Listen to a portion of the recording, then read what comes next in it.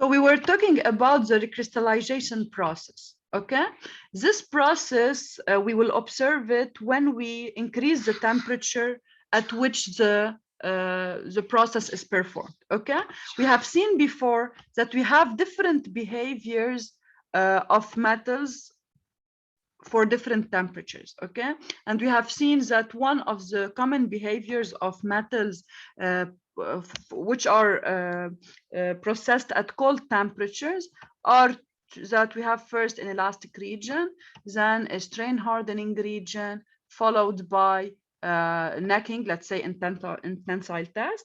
And we characterized this part as the strain hardening zone with coefficients K and N. Okay. And we said also that another possible behavior that we can observe is the perfectly plastic behavior, in which we have first an elastic zone, and just when we reach the yield point, then we can deform continuously at the same level of stress. And these two behaviors can be for the same metal, but here at relatively cold temperature, and here for temperature above recrystallization temperature. Okay, so here we'll define what is recrystallization and why it will affect the behavior of the material. So as we said, most metals will strain harden at room temperature according to a flow curve, and we can determine the values of K and N from the curve we obtain. Now, if the metals are heated to sufficiently high temperature and deformed, then strain hardening will not occur. But instead of this, we'll have, after the yield stress, we don't need to increase the stress anymore, and we'll observe, if you want, deformation at same level of stress. And this is an interesting behavior in manufacturing because this will not require large loads. So we can, with smaller forces, we can have deformation. Okay. Now, what is the cause of this? Because at high temperature, what will happen, we will, if you observe your material, you will see the development and you will see the formation of new grains. Okay, so you have small grains that will start to form within your material. And these grains are free of strain, so you can easily deform them. Because if you have a rigid structure, to deform it, it's more complex than deforming grains, because grains are already very small.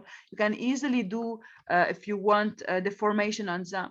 So this is why we say they are free of strain. You can, for a same level of stress, you can have deformation. You can have a larger deformation.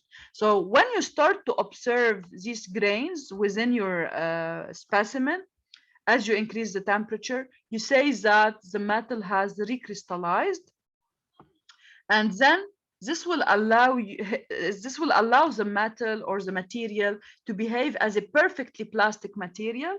And then for once you reach the yield stress, you will have directly you will have deformation, increase of deformation without the need to increase the force.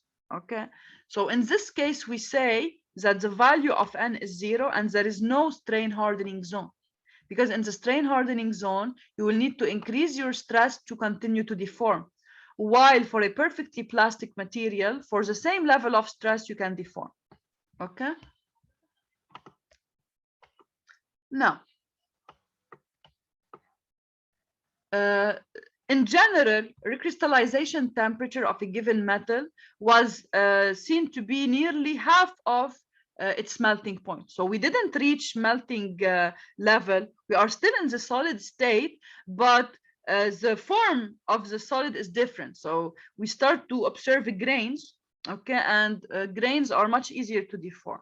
So in general, from empirical relations, from experiments, you are able to determine that the recrystallization temperature is related nearly to the melting point by recrystallization temperature is 50% of the melting temperature, measured on an absolute temperature scale, so in Kelvin. Okay, and recrystallization will take time. So because you start to see formation of grains, and with time the number of grains will be larger. So the crystallization temperature should be specified. You should have a criterion to specify it. So we consider that the crystallization temperature is specified as the temperature at which new grains are formed in about 1 hour. Okay, so you need time to reach this process. You need to apply a temperature, but not directly you will start to observe grains. You will need to maintain, if you want this temperature on the specimen, you should put this temperature and wait some time to start to observe grain. So we consider that the criterion to define the recrystallization temperature is to fix this temperature on the specimen and observe what will happen within the specimen. So you should wait some time, and we will measure this time. If we start to observe formation of grains after 1 hour of application of the recrystallization of a certain temperature, then we consider that this is a recrystallization temperature. Okay.